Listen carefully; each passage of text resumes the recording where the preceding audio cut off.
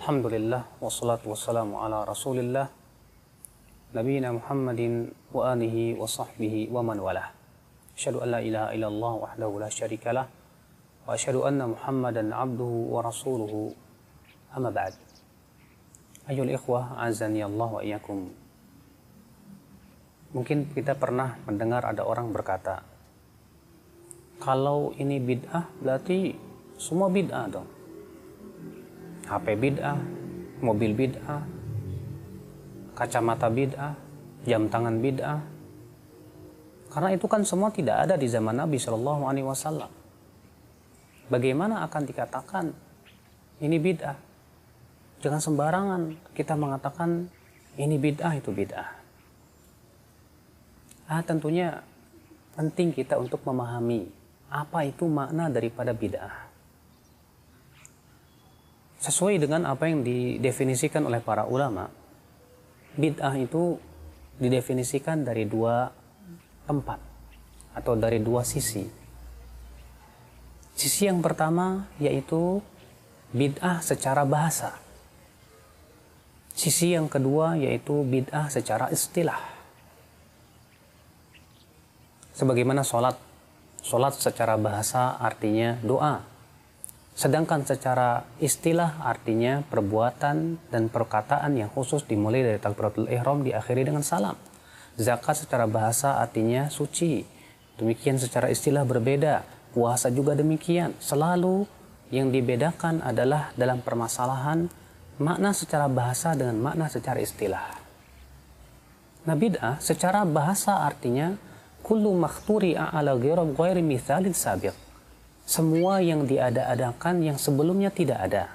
Nah, ini secara bahasa, ingat ya, bahwa secara bahasa yang namanya bid'ah adalah sesuatu yang baru diada-adakan yang sebelumnya tidak ada. Berarti masuk padanya masalah dunia, masuk pada dalam masalah agama. Handphone secara bahasa bid'ah, betul sekali.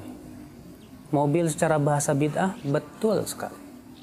Demikian pula mobil atau namanya kacamata secara bahasa bid'ah, betul sekali.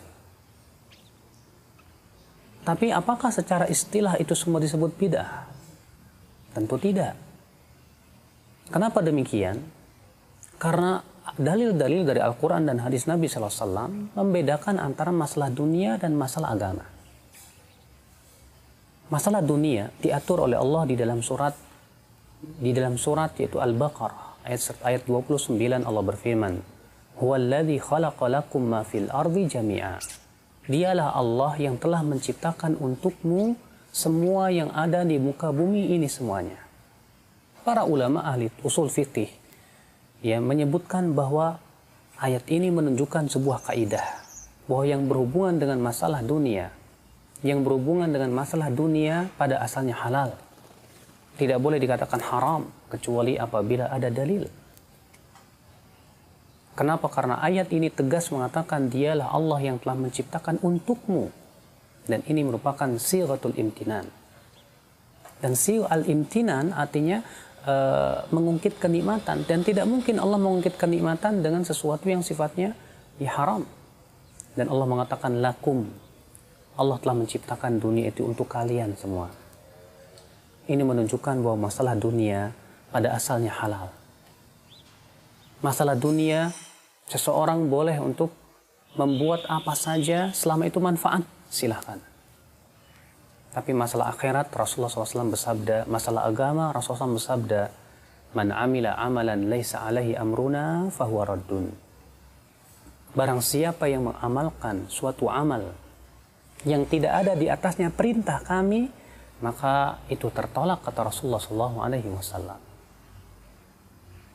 Kenapa demikian? Karena pertama, bukankah agama ini milik Allah? Allah berfirman, ala lillahi dinul khalis. Ketahuilah milik Allah lah agama yang murni. Karena agama ini milik Allah, berarti semua peraturan masalah agama dikembalikan kepada pemiliknya. Siapa dia? Allah Subhanahu wa Ta'ala. Maka semua peraturan yang bersifat agama, semua yang bersifat ibadah kepada Allah, kewajiban kita adalah mengikuti empuknya syariat Yang mempunyai syariat itu Allah Subhanahu wa taala. Ya akhi, Anda beribadah dan ibadah itu hak siapa? Apakah ibadah itu hak kita manusia ataukah ibadah itu adalah hak Allah? Tentu jawabannya ibadah itu hak Allah Subhanahu wa taala. Apabila ibadah itu hak Allah, berarti ibadah itu Allah ingin diibadahi dengan sesuai apa yang Allah cintai dan ridhai, bukan sesuai dengan selera manusia. Sebab kalaulah agama ini dikembalikan kepada selera manusia, hancur. Allah berfirman, walau ittaba'al haqqu ahwa'ahum. Kalaulah kebenaran itu mengikuti hawa nafsu mereka, lafasadatis samawati wal ardh, maka akan rusaklah yang ada di langit dan di bumi ini. Maka dari itu ya akhal Islam azani Allah, karena ibadah itu hak Allah, berarti harus dikembalikan sesuai dengan apa yang Allah ridhai dan cintai, bukan sesuai dengan selera manusia. Apa yang kita pandang baik belum tentu baik di sisi Allah. Ayat yang tegas yang menunjukkan kepada hal itu, di mana Allah Ta'ala berfirman dalam surat Al-Baqarah, ya tentang ayat jihad sebetulnya, akan tetapi yang dianggap adalah keumuman lafadznya, bukan kekhususan sebabnya, kata para ulama. Allah berfirman, wa asa an takrahu syai'an wa huwa khairul lakum wa asa an tuhibbu syai'an wa huwa syarrul lakum wallahu ya'lam wa antum la ta'lamun. Boleh jadi kamu tidak menyukai sesuatu, ternyata itu baik buat kamu. Dan boleh jadi kamu menyukai sesuatu, ternyata itu tidak baik buat kamu. Allah yang tahu, kamu tidak tahu. Berarti serahkan semuanya kepada Allah, karena kita tidak tahu tentang kebaikan yang Allah inginkan kepada kita. Maka dari itu ya akhal Islam, Rasulullah SAW tegas mengatakan, setiap amalan yang tidak ada di atasnya perintah kami, yaitu perintah Rasulullah SAW, maka ia tertolak. Ini menunjukkan, akhi, dalam masalah agama, kewajiban kita adalah mengikuti pengikut syariat, pembuat syariat, itu Allah Subhanahu wa Ta'ala. Dan ternyata Allah Subhanahu wa Ta'ala telah memberikan kepada kita kaidah bahwa masalah dunia pada asalnya halal. Maka tidak berlaku perkataan bid'ah pada masalah dunia secara istilah. Kenapa? Karena pada asalnya halal. Kecuali kalau masalah dunia itu, kata para ulama, dijadikan sebagai sebuah ibadah yang berdiri sendiri, bukan sebagai wasilah. Ingat, bedakan antara wasilah tentunya dengan ibadah secara zat itu. Kalau ada orang misalnya mau beribadah kepada Allah dengan memakan tempe, dia menganggap bahwa makan tempe itu ibadah yang paling utama, maka kita katakan ini perkara yang dia ada-adakan. Kenapa? Karena Allah dan Rasulnya tidak pernah menurunkan ilmunya tentang masalah itu. Ikhwatal Islam azani Allah wa iyyakum.